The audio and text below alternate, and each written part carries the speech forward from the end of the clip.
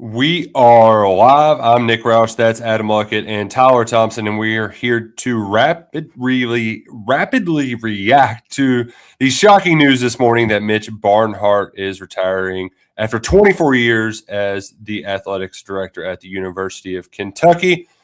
There's a lot to parse through with this huge news here at the University of Kentucky campus, but I first want to remind you that we are brought to you by Friends of Coal. friendsofcoalkentucky.org is the website. Coal is resilient, reliable, and affordable.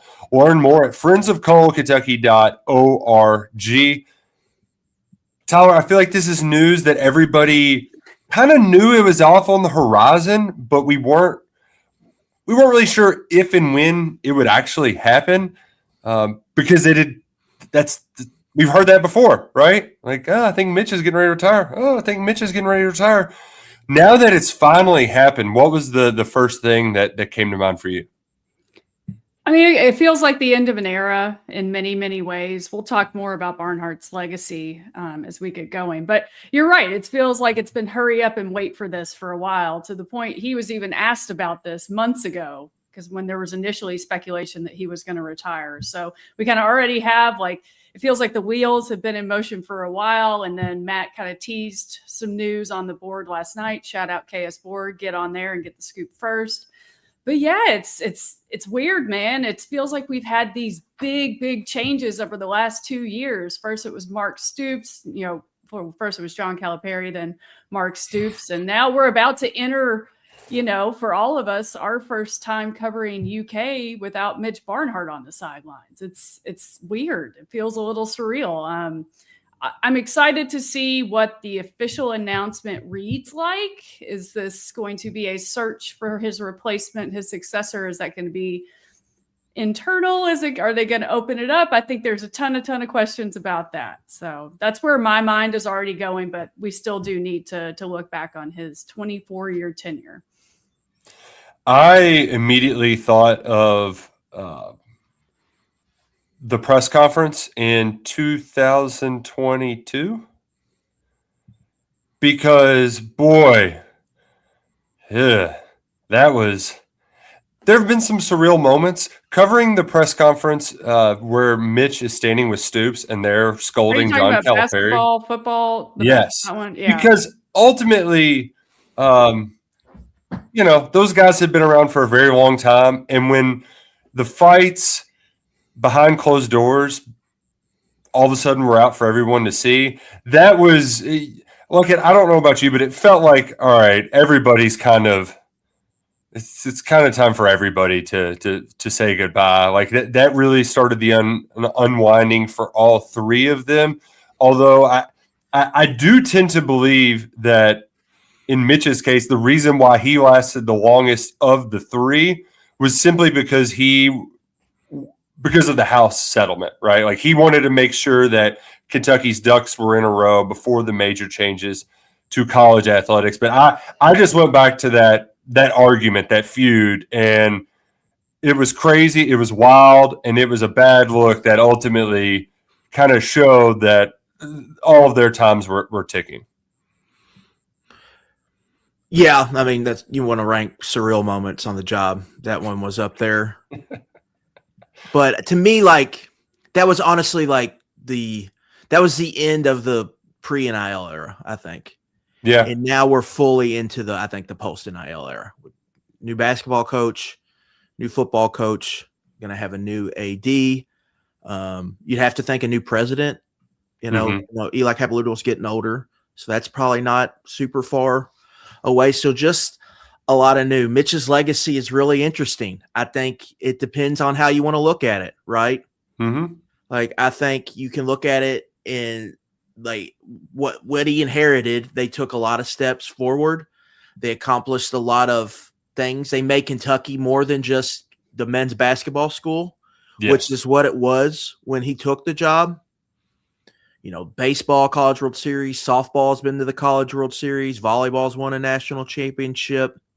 Women's basketball has probably had the most sustained success, I think it's probably had under his watch through, and he's had multiple head coaches there, but you can look at it from the other side and be like, well, basketball, You know, he was here for 20 years and Kentucky won what? One national championship. Yep. And then football had highs, but it also had some tough lows, multiple, I think, times. So it's really how you look at him is really interesting. I think, you know, probably his biggest accomplishment is just keeping Kentucky budget, you know, keep them making money and keep them in good positions so they could go and make moves when they need to and not get caught in a bad moment. And then they were, you know, in that situation, they should have kind of been prepared for the NIL world, but also they were slow to, you know, kind of adjust. So he really has kind of a complicated, I think, just the whole tenure, just how you want to look at it. Overall, I think you have to say he did a good job here. But he also, like, similar to Cal, it's also like, well, maybe if he just stayed here too long. Like, did he stay too long for because then you can kind of, you stretch out the accomplishments and this other things happen. But overall, I think did a lot of good things here for Kentucky. And I think what happens with the basketball and football most recent hires is probably how that goes is probably how a lot of people will remember him.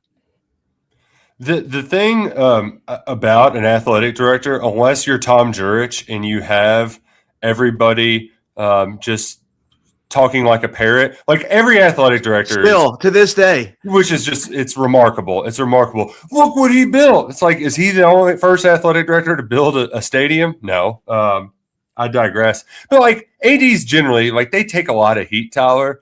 And I think the part about Mitch that stands out to me is that he's stuck to his guns, right? Like no matter what, if you didn't like him, you at least knew what you were going to get.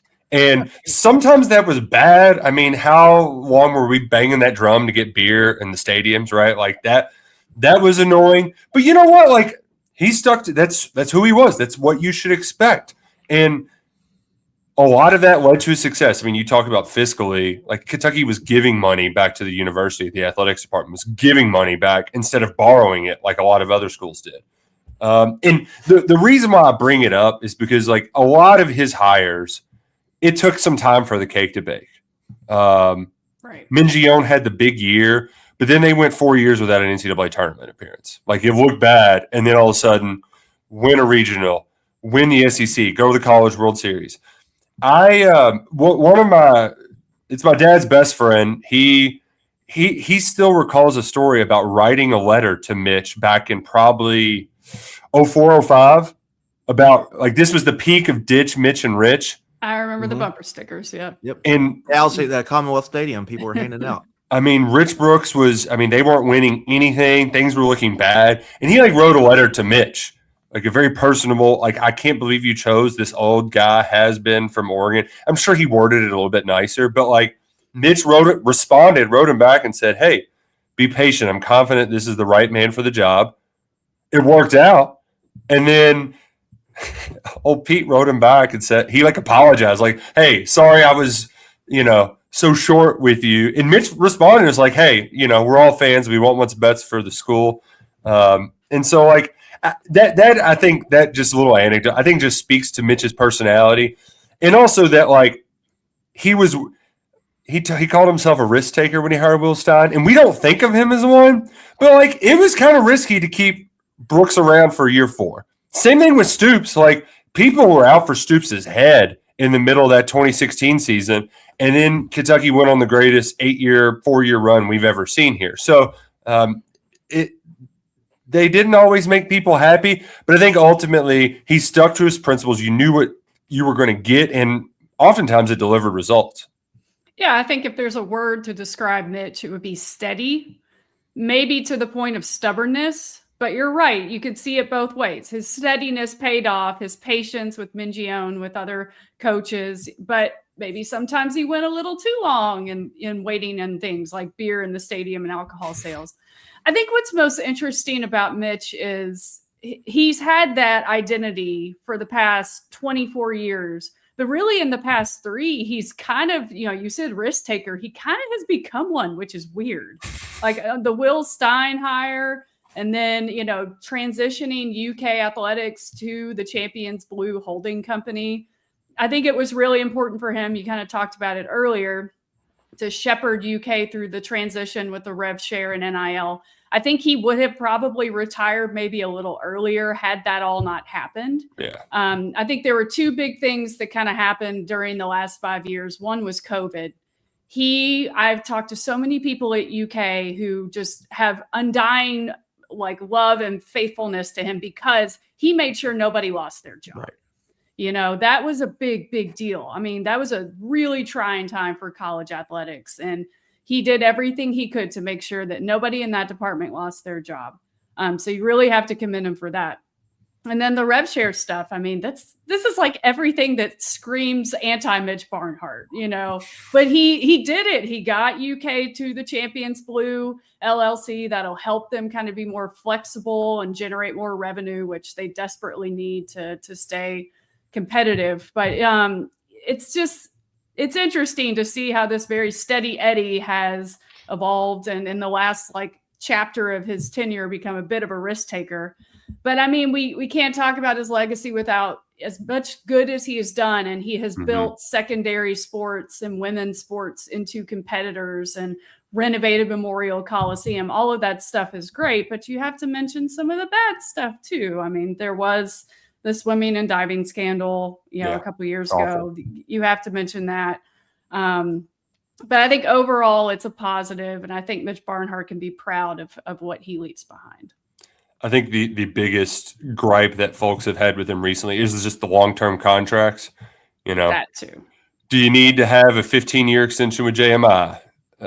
Did you need to, like, all of these in a vacuum can be explained. The Mark Stoops one, and the John Calipari lifetime contract that it was billed as, those ultimately put you in a bind. And, we were reminded yesterday when Stoops got a job at Texas that Kentucky's still on the hook for $37 million over the next 6 years to pay Mark Stoops out. So the sword cuts both ways. Mitch Barnhart is obviously not immune from it, but it is just for like people and I, Luckett's age. I mean, we're well into adulthood, and I don't remember CM Newton or Larry Ivey being the AD. Like Mitch he's been like, right. You know what I mean? Like it wasn't, you didn't really know who the AD was when you were a kid. So when Mitch was hired, it was a big deal, but he has been the only guy overseeing this ship for basically our entire lives. And to have somebody new, it's going to be different. And you know what? The way college athletics are changing, the time is probably not right to have somebody different leading the charge. Well, I think it's going to be interesting to see what that search looks like, because if we want to go ahead and jump into that, there are already people who seemingly have been groomed to kind of take over as Mitch's successor. Mark Hill has been within the athletic department for a long time, has been more and more public facing. I feel like recently I've seen him at a lot more games. He's right there. Sometimes he goes to games if Mitch doesn't. I think that's very telling. Is UK going to kind of already have this set in place, or are they going to do a real search? Are they going to open it up? Another familiar name we've talked about, Dwayne Peavy. He went to DePaul several years ago. He's another candidate, although you could say, is he ready to take over at a very high major program or department like Kentucky when he's just been at DePaul? Is he ready for that jump? If I were looking at schools that have hired ADs in recent years and how well they've done, I think Vanderbilt's a little different, but I think Candace Story-Lee, she comes from not a sports administration background. She was a businesswoman. She has transformed Vanderbilt athletics, which is not easy. You have like the academic requirements to go to Vandy. They didn't have a lot of booster support, and now they are thriving. So I think kind of thinking outside of the box and going towards someone with more of a business background would be smart for UK. We'll see if they do it. Tyler brings up, I think, an interesting point, because we're seeing like Candace Story-Lee is a good example, but there's more of those out there. I believe Oklahoma, Castiglione, him and Mitch were kind of the long time. Yeah, he was so Mitch is now the longest serving. He passed Castiglione, who retired. Yeah, and I believe Roger Denny I believe he was working for Illinois, but I believe before that he was a lawyer or something for a long time. So like you're seeing some of this where people are going outside the box a little bit. So it'll be interesting to see what kind of angle Kentucky takes here and who's kind of responsible for this hire, right? Yeah, there's a lot of buzz one. with Dr. Eric Monday right now. Mm-hmm. What kind of power he has. And then we've mentioned Capilouto, like he's kind of getting older, but it's also like, I believe Board of Trustees will have a big say in this. Or is it a thing where Mitch has been here so long, he's got this extensive tree of people that have gone on to have success? Is it just a thing where he just puts his stamp on someone and that's, who they hire? For PV, I think you'd have to be in the college basketball minutia, but they're having a good year. DePaul basketball is. Mm-hmm. Like he hired Holtman, and it seems like they're turned around, and it seems like they're on a path to making the tournament next year. And so that was big for him. He had to prove, like, 'cause that's the one sport you have to get going. And if he did that at DePaul, you'd have to feel, I think a big box for him to check. They had to get, because if he missed on that Holtman hire, he was probably, yeah. And so he hit on that, at least to this point, and it looks like they're trending to be potentially a tournament team, which is saying a lot for DePaul basketball. That doesn't happen very often. So he's obviously going to be, I think, a popular candidate. I think it really starts with him and Mark Hill. Those seem like the two kind of favorites at this point. I will say with Dwayne Peavy, there will be a portion of the fan base that will be furious if that happens because he is not at a football school. That will immediately, right. Like I think, yeah, that. So that's something to consider with that one. I think in Mark Hill's case, some of it will be, well, we're just going to get Mitch 2.0. But then there's also the Mitch tree. Like Scott Strickland's seat has been very toasty at Florida in recent years. Does Greg Byrne want to get out before maybe Kalen DeBoer goes sideways? But I mean, he did hire Nate Oates, who's got Alabama rocking and rolling. The other thing that I think we need to also had the baseball coach that was gambling from Kentucky, got in a boatload of trouble down there too. That's true. There's one other thing that needs to be mentioned because it always happens in pro sports whenever a coach gets fired or a GM gets fired. Like we've got two new head coaches who will have a new boss. Mm-hmm. That means their rope is going to be incredibly short. It particularly applies to Pope because, expectations for Kentucky basketball are high. It'll be year 3. But even like Will Stein, I mean, I know he's a local guy and everybody in the national media seems to be praising him. They won't be getting the same patient Mitch Barnhart deciding whether or not they're going to stay. So I think moving forward, that's something that we also have to keep in mind. Yeah, the timing on this is interesting because you knew just from a year standpoint, like John Calipari and Mark Stoops are getting up there in years. Eventually, they're going to leave.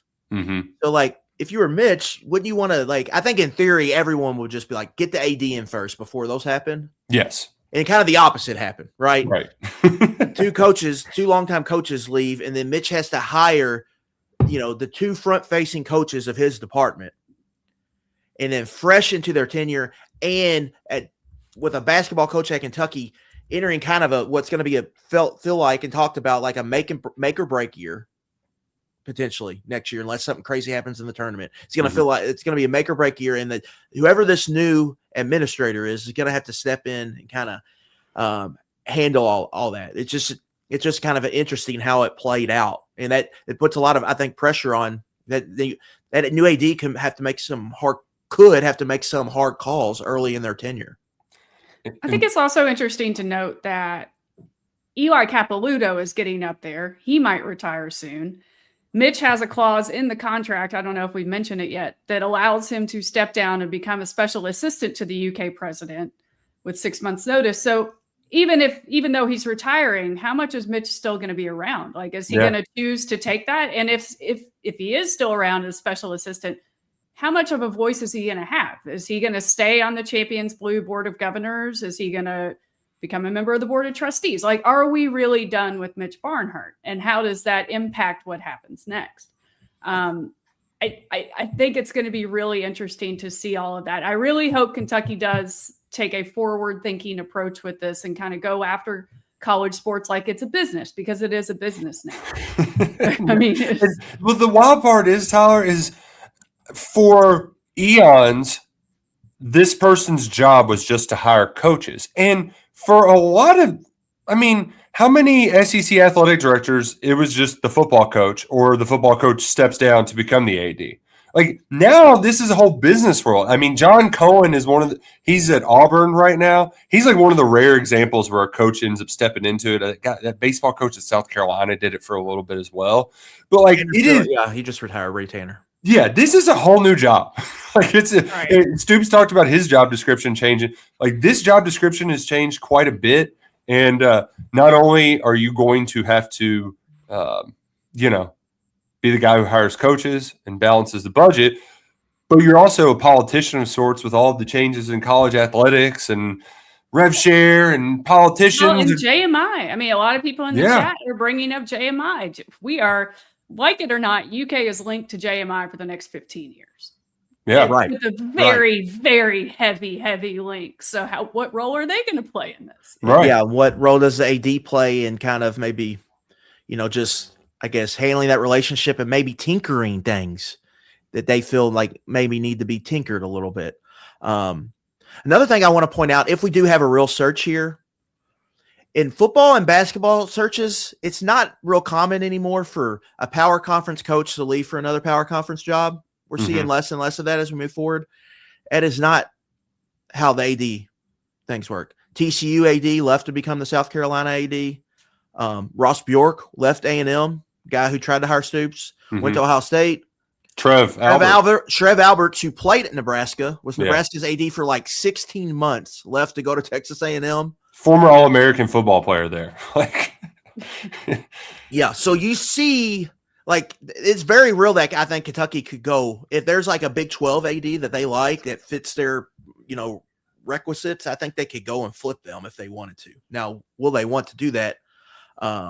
We'll see. But it's definitely Mitch is, like, I would say his colleagues are all kind of out now. Like, right, Joe C. at Oklahoma. Yeah. Can't remember the Iowa's AD's name, but they were very chummy at the bowl games. Of course it was Iowa. So just guys he probably came in, guys and ladies he came in with are out, and like this new age is in, and it's different because it's like it's a combo of admins, also people coming from the business world to be ADs. And what matters now is different now. Like, now it's fundraising. Like, can you find revenue streams? And that's a huge part of the job. It was always part of the job, but it's even more important. I think now, and then balancing how you're gonna. Another huge part of this job is determining who's going to get what from the rev share if you're the AD. Yeah. Oh man, yeah. Basketball gets a certain percent, football gets a certain percent, and then how you report that, message that to your fan base. Yeah. And it's a never-ending balancing act. That's a new part of the job. That's something that Mitch was going to have to deal with, and now he's retiring before we really, I think, get into the nuts and bolts of the year-to-year process of that.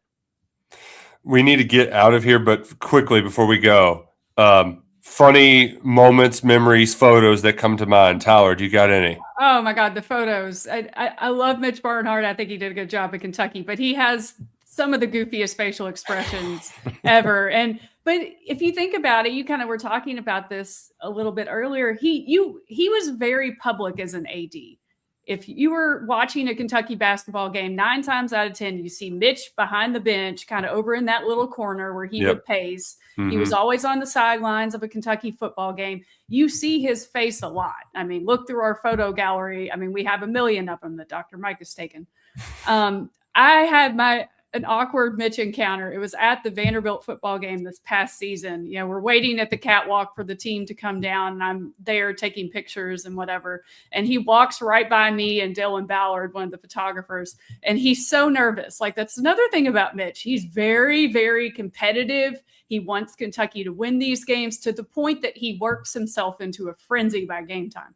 So he's walking by me and Dylan, and he gives us this awkward, nervous, like smile, laugh, and like tries to do the fist bump, handshake. It was just very awkward, but it was kind of an endearing moment. It was like, oh man, you know that he cares about these games and these players and all of that so much. So that's what I'll think back on, my awkward fist bump, handshake, weird smile moment with Mitch Barnhart in Nashville. My big memory will just be the last couple years of Mitch, because I feel like he put his guard down in a lot of ways. I know. Yeah, that was something. We'll start with the Pope kind of press conference and the interview with Matt on the radio. That was a different side of Mitch, I thought, that we hadn't really seen. The what happened at the Texas game, football game this year, where he's getting into it with the fans in the tunnel.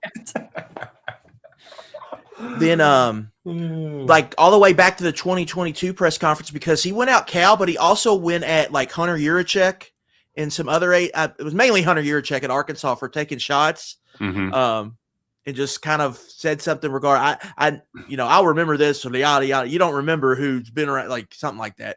And then just after Stein, when he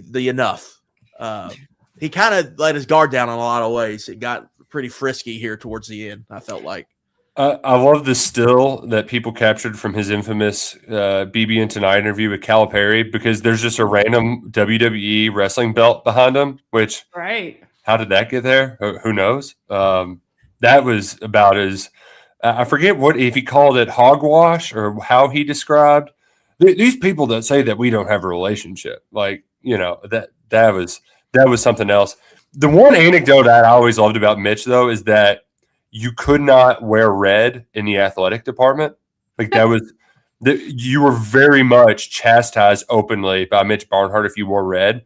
So I did not know this back when I was, I was 21, 22, interning, covering the UK football spring game, which nobody really cared back then. Like Matt just texted me the next day, like, why didn't you write something last night? I was like, I didn't late. I figured I'd write it this morning. I was a dumbass. I didn't know what I was doing. And I was so dumb that I was told you don't wear blue to the game. So I wore a red shirt to the UK spring game because I was going to a frat party afterwards. And Mitch saw me on the sideline, and I'll never forget that look.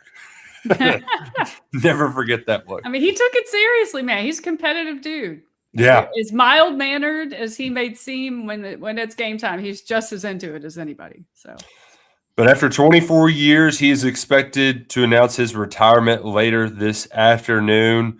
Won a national championship with volleyball, men's basketball. They went to some Final Fours, College World Series appearances, Olympic gold medalist on track and field, and that we can't name all the accomplishments by UK at that time because there's a ton. But I also think a big part of that is just walking around South Campus, seeing the facilities these teams play in. They're state of the art. They're top of the line. The University of Kentucky, he's leaving it in good hands, but who will it be next? We'll see about that. I'm Nick Roush. That's Tyler Thompson and Adam Luckett. This has been another edition of KSR Rapid Reactions.